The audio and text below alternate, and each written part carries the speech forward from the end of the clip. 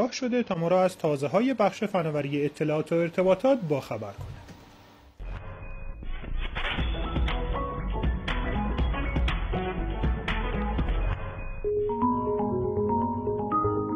برای اولین بار شرکت مایکروسافت ویندوز 8 رو با 2 چهره به بازار عرضه کرد. البته این سیستم عامل مخالفان خاص خودش رو داشت. مایکروسافت برای جلب نظر همه کاربرانش از انتشار نسخه جدید این ویندوز با نام 8.1 خبر داد.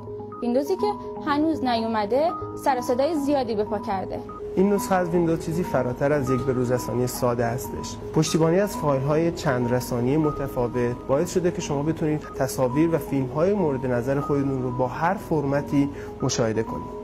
در این ویندوز سعی بر این شده استش که با استفاده از آموزش‌های کاملا مصور و تصویری کار رو برای استفاده از این ویندوز برای افراد تازه وارد بسیار ساده و آسون بکنه. اگه بخوایم در مورد زمان تقریبی منتشر شدن این ویندوز صحبت بکنیم، اواخر مهر ماه سال جاری خواهد بود. اگر روی تبلت یا سیستم رایانه خودتون ویندوز 8 دارید، باید مراقب باشید که نسخه پیشنمایش ویندوز 8.1 رو بدون مطالعه هشدارهای مایکروسافت نصب نکنید.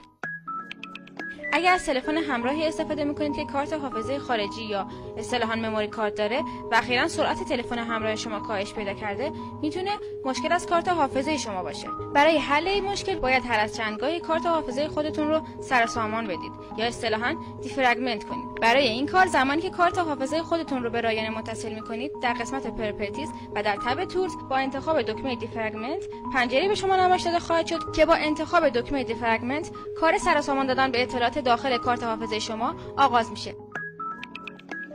شاید موقع خرید یک سیستم این که کدوم برند از پردازنده یا همون سی پی یو رو تهیه کنید ذهن شما رو به خودش درگیر کنه، چرا که سی پی یو مغز رایانه شماست و باید مطمئن شید که متناسب ترین پردازنده رو انتخاب کردید. از AMD برای کارهای گرافیکی، بازی‌های گرافیک، افتر فتوشاپ استفاده میشه.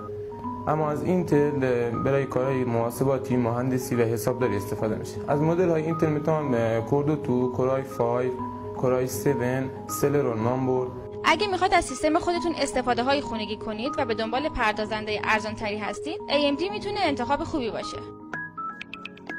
اولین قسمت معرفی سایت و نرم افزار بسته فناوری رو به معرفی سایت هواشناسی کشور اختصاص میدیم. با مراجعه به سایت hawairan.com میتونید قبل از سفر از آب و هوای 5 روز آینده مقصد خودتون مطلع بشین.